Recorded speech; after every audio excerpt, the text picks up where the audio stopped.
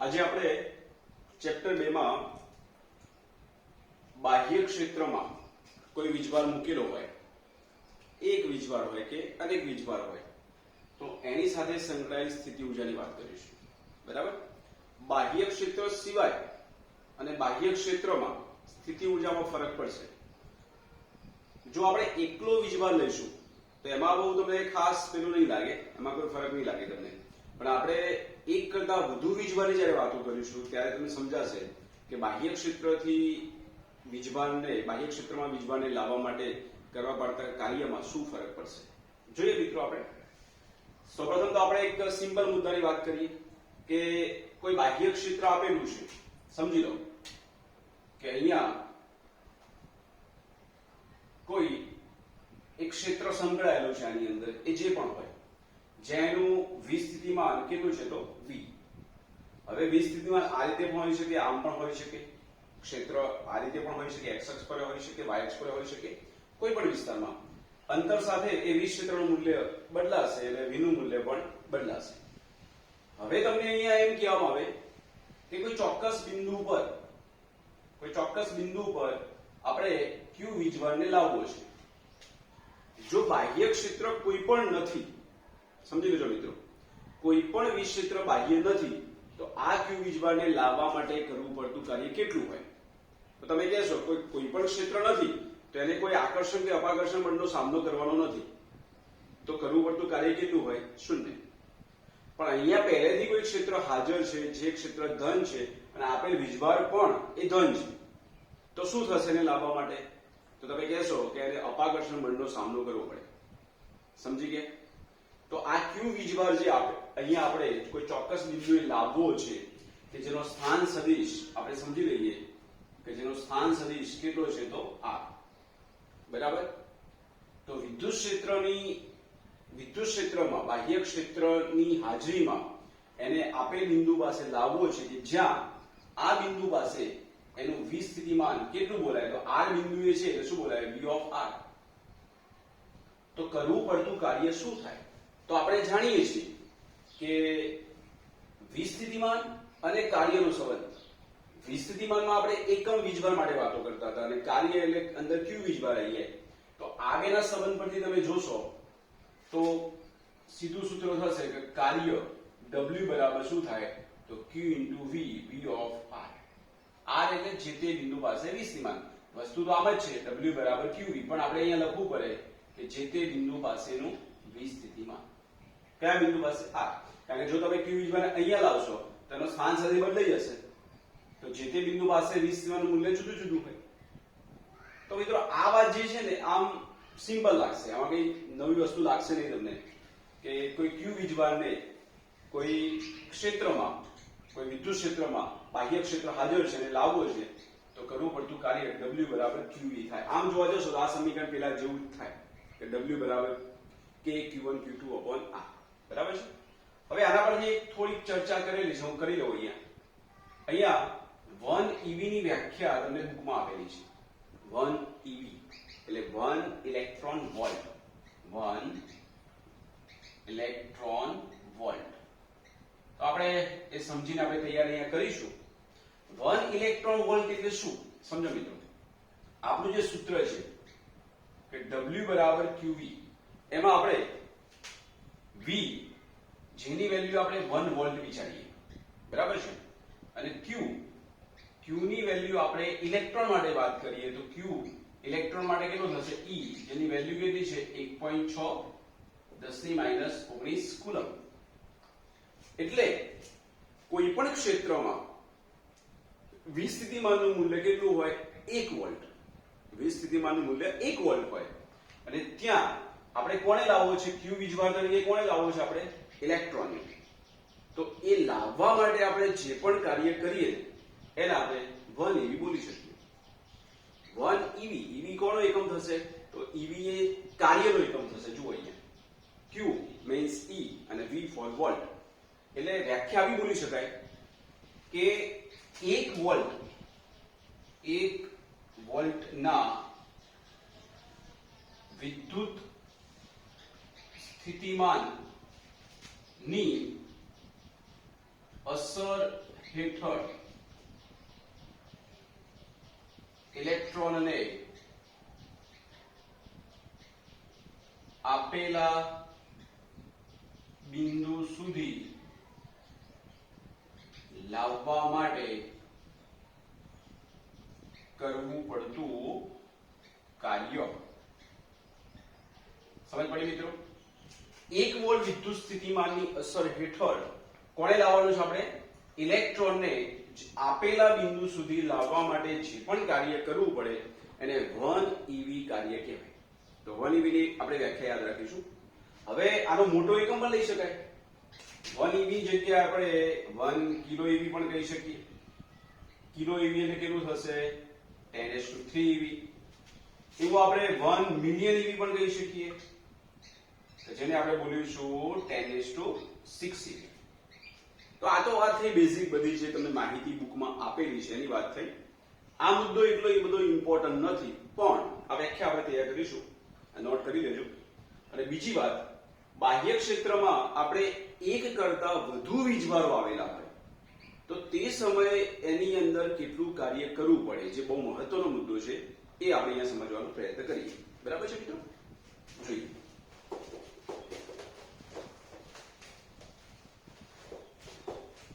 બાહ્ય ક્ષેત્રમાં બે વીજભારોના તંત્રની સ્થિતિ ઊર્જા. બાહ્ય ક્ષેત્રમાં બે વીજભારોના તંત્રની સ્થિતિ ઊર્જા. અહીંયા આપણે બે વીજભારોને કોઈ બાહ્ય ક્ષેત્રમાં લાવવાની વાતો કરીએ છીએ. જુઓ મિત્રો, જો બાહ્ય ક્ષેત્ર ન હોય, બાહ્ય ક્ષેત્ર નથી, અને આપણે બે વીજભારોની વાતો કરતા હોઈએ, એક વીજભાર Q1 તો એને બાહ્ય ક્ષેત્ર નથી અને લાવવો છે તો કોઈ કાર્ય નહીં કરવું પડે. હવે બાહ્ય ક્ષેત્ર નથી, Q1 અહીંયા આવી ગયો, કાર્ય નહીં કરવું પડે. હવે બીજો વીજભાર અહીંયા આપણે લાવ્યા તો તે સમયે આપણે કેટલું કાર્ય કરવું પડશે? તો બીજું કોઈ ક્ષેત્ર નથી પણ Q1 આપણે અહીંયા લાવી દીધું હતું ને, તો તે સમયે આપણે આ બે વચ્ચે અપાકર્ષણ લાગવાનું છે. તો એ બે વચ્ચે લાગતું અપાકર્ષણ, જે આપણે કાર્યના ફોર્મમાં વાત કરીએ, તો આ બે વચ્ચેની સ્થિતિ ઊર્જા કેટલી થાય? તો તમે કહેશો કે Q1 Q2/R. આ રીતે બે વચ્ચેનું અંતર. તો કોઈ બાહ્ય ક્ષેત્ર નથી, સમજો અહીંયા બાહ્ય ક્ષેત્ર નથી અને આ બે વીજભારોને કોઈ જગ્યાએ લાવવા છે તો કરવું પડતું કાર્ય આટલું થાય, એ તમે જાણો છો. પણ આપણે અહીંયા ચર્ચા શું કરી છે? બાહ્ય ક્ષેત્રની હાજરી અને ત્યાં આપણે બે વીજભારોને લાવવાની વાતો કરવાની છે. બરાબર છે? જુઓ અહીંયા સમજી લો, આપણે જે આપણે વાત કરી હતી એ પ્રમાણે છે. અહીંયા આપણે કોઈ ચોક્કસ ક્ષેત્ર આપેલું છે, ઉગમ બિંદુ. બરાબર છે? અહીંયા કોઈ વીજ ક્ષેત્ર હાજર છે, E જેટલું વીજ ક્ષેત્ર છે, E જેટલું વીજ ક્ષેત્ર એ અંતર સાથે બદલાતું જાય. બરાબર છે? હવે અહીંયા કોઈ Q1 વીજભાર અહીંયા લાવવો છે આપણે. કેટલો વીજભાર? Q1 વીજભાર અહીંયા લાવવો છે આપણે. ઉગમ બિંદુથી એનો સ્થાન સદિશ આપણે બોલીશું R1. અહીંયા વીજ ક્ષેત્ર E છે, સમાન વીજ ક્ષેત્ર છે, પણ જેમ જેમ અંતર બદલાય, સ્થાન સદિશ બદલાય તો E નું મૂલ્ય બદલાવાનું છે, અને E નું મૂલ્ય બદલાય તો V નું મૂલ્ય, કારણ જાણીએ છીએ ક્ષેત્ર આમ જાય છે તો જેમ જેમ ક્ષેત્ર આગળ જવાનું છે એમ વીજ ક્ષેત્ર શું થશે? ઘટતું જશે. એમ વીજ સ્થિતિમાન પણ ઘટતું જશે. એટલે દરેક બિંદુ પાસે E નું મૂલ્ય અને V નું મૂલ્ય આપણને જુદું જુદું મળવાનું છે. તો એટલા માટે આપણે અહીંયા સ્થાન સદિશનો ચોક્કસ ઉલ્લેખ કરીશું. સમજી લો કે આ બિંદુ પાસે જે જગ્યાએ આપણે સમજો કે આપણે A પોઈન્ટ ઉપર, બિંદુ A પર Q1 વીજભારને લાવવો છે. કોને લાવવો છે? આપણે Q1 વીજભારને લાવવો છે. જ્યાં એનું વીજ સ્થિતિમાન કેટલું? તો આપણે આ રીતે લખીશું, V ખરું પણ અંતર સાથે બદલાય ને, એટલે આપણે લખીશું V of R1 કૌંસમાં લખીશું. આ બિંદુ પાસે, એ બિંદુ પાસે વીજ સ્થિતિમાન કેટલું? તો લખીશું V of R1. આ ખાસ ઉલ્લેખ કરીશું, કેમ કે V નું મૂલ્ય દરેક જગ્યાએ સમાન આવવાનું નથી. તો મિત્રો અહીંયા Q1 વીજભારને લાવવો છે તો એ વખતે સમજી લો કે ક્ષેત્ર ધન છે અને Q1 પણ ધન છે, તો બે વચ્ચે અપાકર્ષણ બળનો સામનો થશે. તો લાવવા માટે કરવું પડતું કાર્ય કેટલું? અહીંયા લખીએ આપણે Q1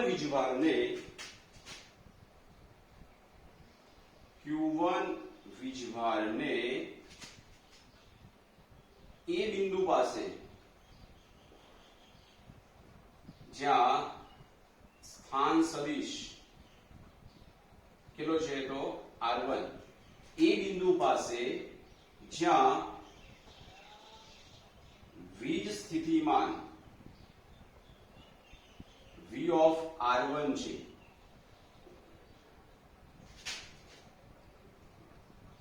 त्यो લાવવા માટે બાહ્ય ક્ષેત્રની વિરુદ્ધમાં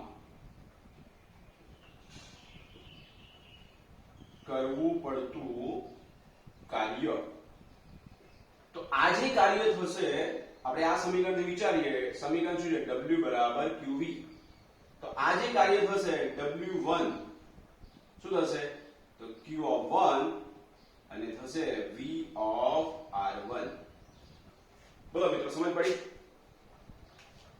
આ કાર્ય ક્યારે ગણતરી કરીશું આપણે બાહ્ય ક્ષેત્ર હોય તો જ બાહ્ય ક્ષેત્ર નથી અને કોઈ ચોક્કસ બિંદુ પર વીજભારને લાવવો છે તો કાર્ય કરવું પડતું નથી કારણ કે વીજ સ્થિતિમાન હાજર નથી પણ બાહ્ય ક્ષેત્ર હાજર છે એનો મતલબ એમ થયો કે ત્યાં એને અપાકર્ષણ બળનો સામનો કરવો પડશે આકર્ષણ કે અપાકર્ષણ એ ભાઈ બંને આપણે ધન વિચાર્યા છે તો W1 બરાબર થશે QV સૂત્ર પરથી Q1 into V of R1 ચલો આ તો સમજ તમને પડી ગઈ હવે બીજો મુદ્દો વાત કરીએ આપણે આ જ ક્ષેત્રમાં Q1 આપણે લાવી દીધો હવે આપણે બહારથી આપેલ ક્ષેત્રમાં Q2 વીજભારને પણ લાવવો છે બરાબર છે કેટલા સ્થાન સદિશ તો આપણે કહીશું અહીંયા B બિંદુ પાસે કેટલા સ્થાન સદિશ છે તો R2 અહીંયા સ્થાન સદિશ જુદો છે પોઈન્ટ આપણે શું આપ્યો B બિંદુ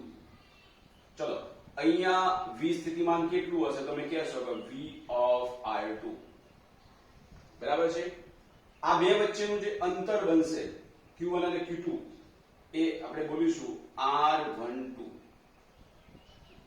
બરાબર છે ચલો હવે બાહ્ય ક્ષેત્રમાં Q2 ને તમે લાવો તો એને બે વસ્તુનો સામનો કરવો પડશે કઈ બે વસ્તુ એ તો તમે એને લાવો છો તો એક તો જે ક્ષેત્ર જેનો સામનો કરવાનો છે આની જેમ તો અહીંયા લાવવા માટે જે કાર્ય કરવું પડશે વીજ સ્થિતિમાન ત્યાં કેટલું છે V of R2 તો કાર્ય કેટલું થશે W બરાબર QV પરથી તો તમે કહેશો Q2 into V of R2 એ તો આવશે જ આની જેમ પણ અહીંયા તમે આ લાવો છો તો આ બે વચ્ચે સમજો કે અપાકર્ષણ થાય છે બંને સમાન વીજભારો છે તો આ બે વચ્ચે જે કાર્ય થયું આ બે વચ્ચેની જે સ્થિતિ ઊર્જા થઈ એ પણ આપણે કાર્યમાં ઉલ્લેખ કરવો પડશે ને તો એને બે અપાકર્ષણ બળનો સામનો કરવો પડ્યો એક તો ક્ષેત્રનો અને બીજું Q1 નું સમજ પડી મિત્રો પહેલા Q1 ને લાવ્યા તો માત્ર બાહ્ય ક્ષેત્રનો સામનો કરવો પડ્યો હવે Q2 ને લાવ્યા તો બાહ્ય ક્ષેત્રનો સામનો કરવો પડ્યો અને Q1 પહેલેથી હાજર છે તો એનો પણ એને સામનો કરવો પડે તો આપણે નેક્સ્ટ બોલીશું આને લાવવા માટે કેટલું કાર્ય કરવું પડે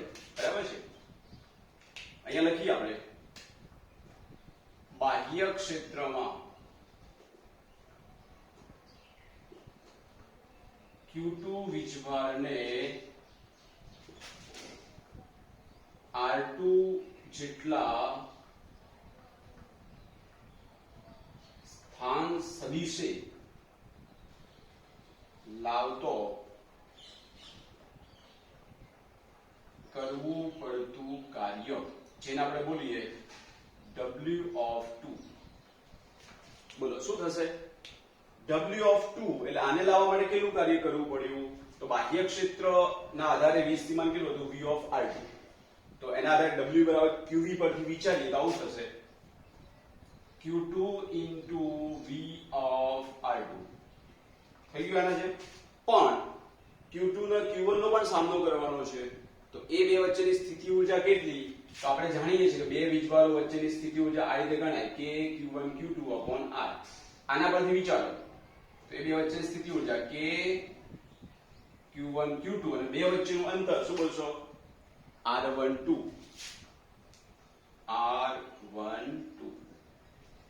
બોલો સમજ પડી ગઈ Q1 લાવવા માટે આટલું કાર્ય કરવું પડશે Q2 લાવવા માટે આટલું કાર્ય કરવું પડશે.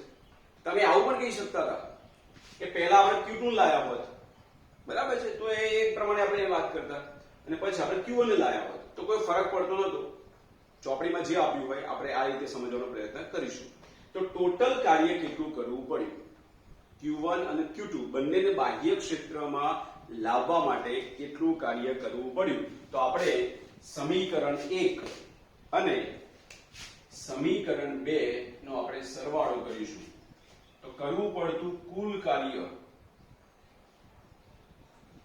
કાર્ય જે એની સ્થિતિ ઊર્જા સ્વરૂપે સંગ્રહ પામશે, તો કુલ કાર્ય જે સ્થિતિ ઊર્જા અથવા W બોલી શકો છો, W1 પ્લસ W2. તો W1 કેટલા હતા?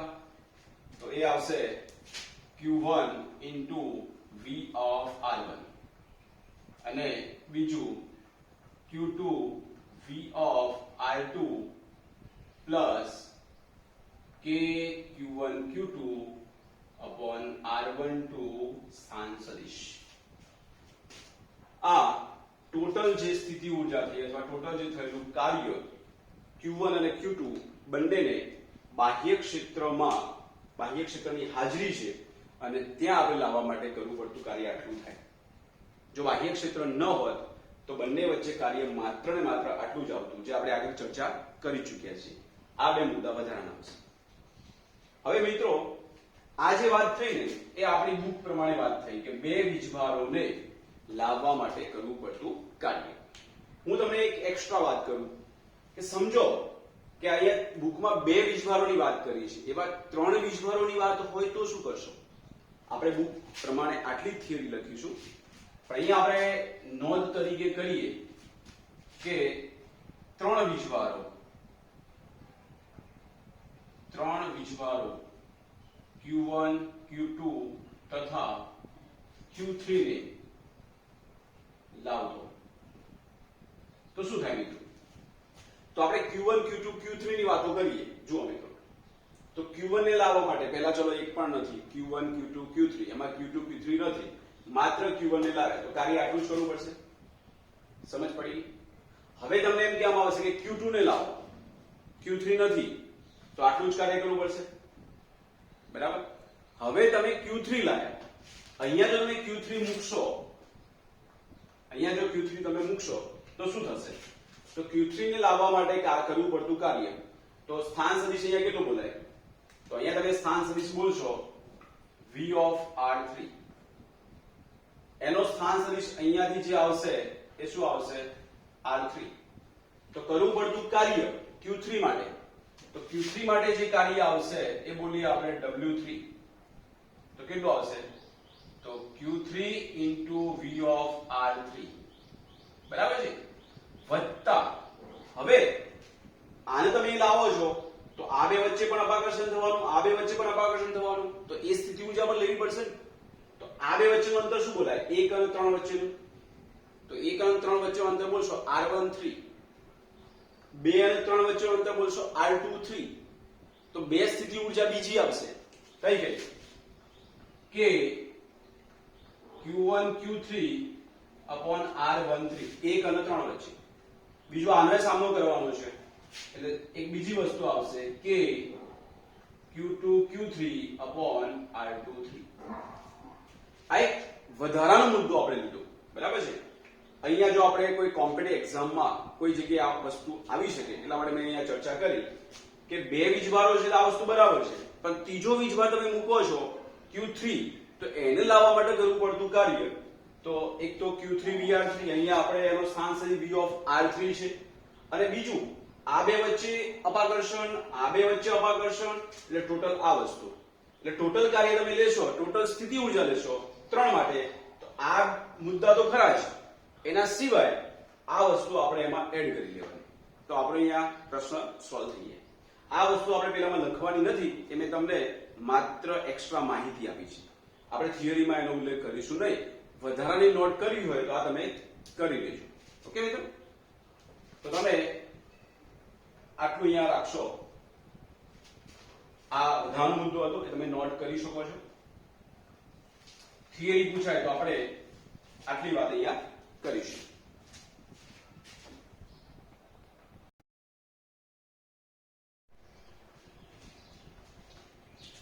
ઉદાહરણ 2.5 જે આપણે પરીક્ષાની દ્રષ્ટિએ 3 માર્ક્સમાં આઈએમપી છે. મિત્રો અહીંયા તમને બે વીજભારો આપેલા છે, 3 ટોટલ તમને પોઈન્ટ આપેલા છે. એમાં પહેલા મુદ્દાની વાત કરું એ પોઈન્ટ, તો એમાં બે વીજભારો છે, એક 7 માઇક્રોકુલમ અને બીજો છે -2 માઇક્રોકુલમ. માઇક્રોનો આપણે કુલમમાં કન્વર્ટ કર્યું એટલે 10 લઈ લીધા, બરાબર છે. બંનેના સ્થાન સદિશો આપેલા છે. પહેલાનો સ્થાન સદિશ છે -900 સેન્ટીમીટર, બીજાનો સ્થાન સદિશ છે 900 સેન્ટીમીટર. એટલે અહીંયા y અને z પર તો કઈ છે જ નહીં, બધું x પર જ છે. એટલે એક અક્ષ પર લઈને કામ કરશો તો બી ચાલશે. આ બેનો સ્થાન સદિશ કેટલો થાય એનું માત્ર મૂલ્ય લેવું છે, તો બાદબાકી કરશો એટલે r1 માંથી r2 બાદ કરો કે r2 માંથી r1 બાદ કરો. અહીંયા આવશે 18, આ બંનેમાં 0 0, બરાબર છે. એટલે y અને z ની વાત ન કરીએ તો આ વેલ્યુ તમારે 18 સેન્ટીમીટર આવશે. અને મીટરમાં મેં લઈ લીધી, કેટલું થશે 0.18 મીટર. હવે આપણો પ્રશ્ન એવો છે પહેલો કે આ જે બે વીજભારો આપેલા છે, બે વીજભારો માટે બાહ્ય ક્ષેત્ર વિના એની વિદ્યુત સ્થિતિ ઊર્જા શોધો. બાહ્ય ક્ષેત્ર વિના, બાહ્ય ક્ષેત્ર વિના વિદ્યુત સ્થિતિ ઊર્જા, બરાબર છે. બાહ્ય ક્ષેત્ર વિના એટલે માત્ર ને માત્ર એ બે સાથે સંકળાયેલી સ્થિતિ ઊર્જાની વાત કરવાની છે. તો બાહ્ય ક્ષેત્ર ન આપેલું હોય તો સ્થિતિ ઊર્જાનું સીધું જ સમીકરણ છે કે Q1 Q2 R. બરાબર મિત્રો? એટલે અહીંયા થશે K એટલે 9 ગુણ્યા 10⁹ Q1 એટલે 7 ગુણ્યા 10⁻6 અને Q2 એટલે -2 10⁻6 અને બે વચ્ચેનું અંતર એટલે 0.18 મીટર. હવે મિત્રો આનું આપણે સાદું રૂપ આપીએ, અહીંયા એક કામ કરીએ કે આને 18 બનાવી દઈએ તો અહીંયા થઈ જશે 2 આવશે, નીચે 1/2 થઈ જશે, અહીંયા 14, અહીંયાથી સીધું આ 2 કાઢીને આવું તો બી ચાલી જશે. એટલે આપણો આન્સર અહીંયા થશે, આનું કેલ્ક્યુલેશન કરીશું તો 7, બરાબર. અહીંયા આપણે 18 બનાવે તો 10 2 થશે, બરાબર છે. અહીંયા ટોટલ કેવું થયું તો -12 અને 9 છે એટલે આ થશે -3. આ -2 ઉપર આવશે ને, બરાબર છે, એટલે પ્લસ થવાના. તો અહીંયા રહેશે 7 ગુણ્યા 10⁻1 એટલે આપણો આન્સર થશે, અને વેલ્યુ માઇનસ છે એટલે -0.7 જૂલ. આનું તમે કેલ્ક્યુલેશન બહુ સરળ છે, તમે જાતે પણ કરી શકો છો. તો બે વીજભારો બાહ્ય ક્ષેત્ર નથી આપેલું તો બે વચ્ચેની સ્થિતિ ઊર્જા થશે -0.7 જૂલ, જે આપણે બુકમાં તમે આન્સર જોશો તો તમને આપેલું છે, બરાબર છે. હવે બીજો મુદ્દો શું કહે છે જુઓ. બીજા મુદ્દામાં વાત એવી કરી છે કે આપણે આ બે વીજભારો જે તમને આપેલા છે એને એકબીજાથી અનંત અંતર સુધી જુદા પાડવા માટે કેટલું કાર્ય કરવું પડે, બરાબર છે. આ બે વીજભારોને એટલે કોણ તો Q1 તથા Q2 ને આપણે ક્યાં લઈ જવાના છે તો અનંત અંતરે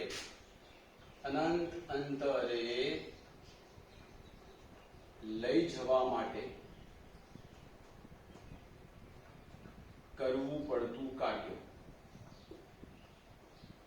હવે પહેલો મુદ્દો તમે જોશો તો આ કાર્ય કયું થયું, બાહ્ય ક્ષેત્ર નહોતું અને વિદ્યુત સ્થિતિ ઊર્જા, એનો મતલબ એમ કહેવાય કે અનંત અંતરેથી આપેલા બિંદુ સુધી લાવે.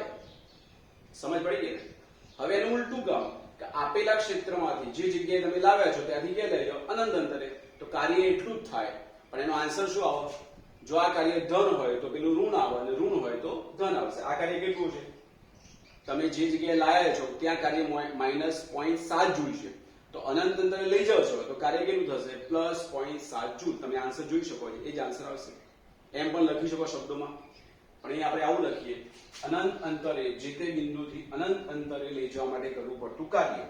તો એ જે કાર્ય આવશે બે સ્થિતિ ઊર્જાઓ તફાવત, એટલે અંતિમ સ્થિતિ ઊર્જા માઇનસ પ્રારંભિક સ્થિતિ ઊર્જા. અંતિમ એટલે ક્યાં વાત છે? U2 નો મતલબ છે U ઇન્ફિનિટી. તમે ક્યાં લઈ જાઓ છો? U ઇન્ફિનિટી માઇનસ જે તે બિંદુ પાસે, એટલે એ તમને આપેલું છે U, ત્યાંની સ્થિતિ ઊર્જા U હતી, U1 પ્રારંભિક, અને ક્યાં લઈ જાઓ છો? અંતિમ U ઇન્ફિનિટી. હવે તમે જાણો છો કે U ઇન્ફિનિટી ની વેલ્યુ તો કેટલી થાય? અનંત અંતરે આપણે સ્થિતિ ઊર્જા શૂન્ય વિચારેલી છે, તો અહીંયા થશે 0 માઇનસ -0.7, એટલે આપણો આન્સર થયો +0.7 જૂલ. બોલો મિત્રો, બહુ સરળ છે. આ પ્રારંભિક ઊર્જા, અને તમે અનંત અંતરે લઈ જાઓ છો તો એટલું જ કાર્ય કરવું પડશે, પણ દિશા વિરુદ્ધ, એટલે અહીંયા માઇનસ હતું, અહીંયા શું આવી જશે? પ્લસ. હવે મિત્રો ત્રીજો મુદ્દો બહુ ઇમ્પોર્ટન્ટ છે. ત્રીજા મુદ્દો એટલે સી મુદ્દો. સી મુદ્દામાં તમને એક ક્ષેત્ર આપેલું છે કંઈક આ રીતે, કે વિદ્યુત ક્ષેત્ર E એ કંઈક આ રીતે બદલાય છે, કે વિદ્યુત ક્ષેત્ર E બરાબર આવું લખ્યું છે A × 1/r², એટલે A/r² લખો તો પણ ચાલશે. જ્યાં A ની વેલ્યુ તમને કંઈક આપેલી છે, જ્યાં આ નંબર આપી દઈએ આપણે 1, જ્યાં A વેલ્યુ છે 9 × 10⁵, 9 × 10⁵, એનો એકમ છે ન્યૂટન પ્રતિ કુલમ. બરાબર છે? તો આ તંત્રની, એટલે ધારો કે આ જે બે વીજભારો આપેલા હતા ને, Q1 અને Q2, એને આપણે આ ક્ષેત્રમાં મૂકી દઈએ, એટલે શું થઈ ગયું? બાહ્ય ક્ષેત્ર હાજર ને. બાહ્ય ક્ષેત્ર હાજર હોય તો સ્થિતિ ઊર્જા કેવી રીતે ગણાય? તો આપણે આગળની થિયરીમાં ચર્ચા કરી ચૂક્યા છીએ. બરાબર છે? તો આ બે વીજભારોને આ ક્ષેત્રમાં આપણે મૂકીએ તો સમગ્ર તંત્રની સ્થિતિ ઊર્જા કેટલી થશે? પણ મિત્રો એ આપણે યાદ કરીએ તો આપણે યાદ આવશે કે બે વીજભારો Q1 અને Q2, બરાબર છે, અને બાહ્ય ક્ષેત્રમાં તમે મૂકી દો તો આ બેની ટોટલ સ્થિતિ ઊર્જા કેટલી થાય? તો આપણે કંઈક આવું આવ્યું હતું ટોટલ સ્થિતિ ઊર્જા. તો પહેલાની Q(V)R1, બરાબર છે, બીજાની આવશે Q(V)R2, અને Q2 ને આનો સામનો કરવો પડે છે, એટલે ત્રીજો મુદ્દો હતો K(Q1, Q2)R. બરાબર છે? આ તો આપણે મેળવી ચૂક્યા છીએ, એમાં કોઈ પ્રશ્ન નથી. આ બે વસ્તુ આપણે લેવી હોય તો આપણે V ની જરૂર પડશે અહીંયા. બરાબર છે? V, તો V આપણે E પરથી શોધી શકીએ છીએ. E તમને આપેલો છે અને V તમારે મેળવવો છે, તો પહેલા એક કામ કરીએ, આપણે V નું આપણે સૂત્ર બનાવી દઈએ. બરાબર છે? સમીકરણ 1 પરથી આપણે વીજ સ્થિતિમાનની વાત કરી લઈએ. ચલો, વીજ સ્થિતિમાનની ડેફિનેશન આવી છે માઇનસ સંકલન ઓફ E × dr. આવું આપણે જાણીએ છીએ. ચલો, અહીંયા આપણે શું કરવું પડશે? તો આપણે સંકલન કરવું પડશે. ચલો મિત્રો ધ્યાન આપો, અહીંયા માઇનસ સંકલન E ની જગ્યાએ શું મૂકવાનું છે આપણે? તો A/r² × dr. અહીંયા આપણે અદિશ સ્વરૂપ રાખીએ. E ની જગ્યાએ આવી ગયું A/r² અને dr. એ અચળાંક છે, તો અચળાંક બહાર લઈ લો, તો -A 1/r². 1/r² ને આપણે આવું લખી શકીએ, r ની -2 × dr. હવે મિત્રો સંકલનનો નિયમ તમને ખબર છે. સંકલનનો નિયમ શું થાય? એક ઘાત વધારો અને એક ઘાત નીચે, એક ઘાત જે આવે નીચે મૂકો. તો r ની -2 છે, કેટલા થશે? તો r ની -1, વધારીને 1, -2 + 1, એટલે r ની -1, અને -1 નીચે મૂકશો એટલે આવું થશે, -A r ની -1/-1. બરાબર છે? જે સંકલન આવતું હોય આપણે એ ચર્ચા નથી કરતા. માઇનસ માઇનસ પ્લસ થઈ ગયા, એટલે આપણો આન્સર થશે A, અને r ની -1 એટલે ક્યાં જશે? નીચે. તો વી સ્થિતિમાનનું સૂત્ર કંઈક આવું થશે. આનો અહીંયા આપણે ઉપયોગ કરીશું. તો બે વીજભારો બાહ્ય ક્ષેત્રમાં મૂકેલ હોય તેની સ્થિતિ ઊર્જા આવી થાય. તો આપણે સૂત્ર ડાયરેક્ટ લઈ લઈએ, આપણને થિયરી તૈયાર છે. આવી રીતે લઈશું આપણે Q1 તથા Q2 ને બાહ્ય ક્ષેત્રમાં મૂકતો કુલ સ્થિતિ ઊર્જા, તો કુલ સ્થિતિ ઊર્જા થશે U બરાબર Q1 of V, જે તે બિંદુ પાસે, એટલે આપણે બંનેમાં આપણે R જ વિચારવાના છે, એટલે આપણે લખીશું Q1 of V of R1 એવું લખો તો વિચારશે અહીંયા, plus Q2 of V R2 plus એ બે વચ્ચેની સ્થિતિ ઊર્જા K Q1 Q2 upon R, જે અહીંયા તમને આપેલું છે, આપણે અહીંયા મેળવેલી છે. કામ કરીએ, આપણે આને નંબર 1 આપી દઈએ, આપણે આ વસ્તુનો આપણે નંબર 2 આપી દઈએ, અને 3, અને આને આપી દઈએ 4. ચલો મિત્રો, Q1 V of R1, Q1, તો Q1 ની વેલ્યુ આપણે જાણીએ છીએ. Q1 કેટલા છે? તો 7 ગુણ્યા 10 ની -6. V of R1, V of R1 શું થશે? તો અહીંયા લખીશું આપણે A ભાગ્યા R1, બરાબર છે. તો એનો આન્સર થશે, અહીંયા પહેલા વેલ્યુ મૂકી દઈએ, પહેલા સમીકરણ લખીએ. Q1 V R1 ની જગ્યાએ શું થશે? તો અહીંયા થશે A અચળાંક છે, નીચે લખીશું આપણે R1. ચલો બીજું Q2 V of R2, તો V of R2 આવશે A ભાગ્યા R2, બરાબર. અને આ જે વેલ્યુ છે K Q1 Q2 by R, એ આપણે જાણીએ છીએ કેટલી છે? -0.7 જૂલ. એટલે આ જે આન્સર આવશે -0.7 જૂલ. એટલે અહીંયા આપણે નોટ કરીએ છીએ કે સમીકરણ 1 પરથી આ વેલ્યુ મૂકેલી છે. સમીકરણ 1 પરથી K Q1 Q2 by R is equal to -0.7 joule, બરાબર છે. હવે આપણે જે તમને વેલ્યુ આપેલી છે R1 R2 જે પણ વસ્તુ હોય, બરાબર છે. R1 અને R2, તો R1 ની વેલ્યુ શું છે? -900, પણ આપણે અદિશ સ્વરૂપે લેવાની વેલ્યુ 9 જ લઈશું, આપણે 9 સેન્ટીમીટર. R2 900, એ પણ આપણે વેલ્યુ જ લેવાની છે, x પર લઈશું તો 9 સેન્ટીમીટર. એમાં આપણે વેલ્યુથી જ કામ કરીએ છીએ, એટલે આપણે પ્લસ માઇનસ ની વાતો નહીં કરીએ, પ્લસ જ મૂકીશું. તો અહીંયા ટોટલ સ્થિતિ ઊર્જા થશે U બરાબર Q1 એટલે 7 ગુણ્યા 10 ની -6. A of R1, A ની વેલ્યુ શું છે? તો એ આપણે આપેલા છે, A ની વેલ્યુ આ રહી 9 ગુણ્યા 10 ની 5. R1 એટલે શું મૂકશો? 9 સેન્ટીમીટર છે, એટલે 9 ગુણ્યા 10 ની -2 મીટર. R1 સેન્ટીમીટર નો આપણે ડાયરેક્ટ મીટર લખી દીધું છે. ચલો પ્લસ Q2 ની વેલ્યુ છે -2 10 ની -7, સોરી 10 ની -6.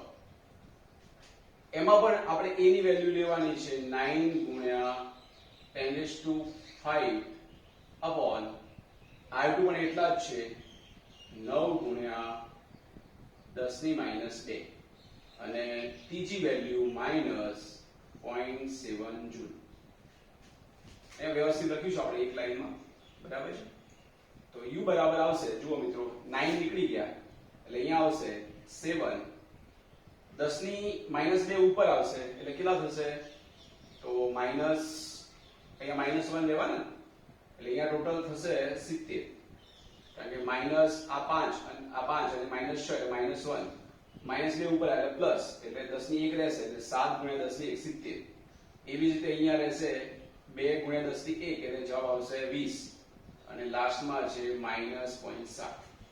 એટલે આપણો આન્સર થયો 70 માઈનસ અહીંયા 20.7, એટલે આપણો આન્સર કેટલો થયો? તો અહીંયા થશે 49.3. આન્સર તમે જોશો તો આપણો જવાબ આવી જાય છે. બોલો મિત્રો, સમજ પડી? આ મુદ્દો બહુ ઇમ્પોર્ટન્ટ છે, બરાબર. જુઓ ફરીથી એક વાર રિપીટ કરી લઈએ આપણે.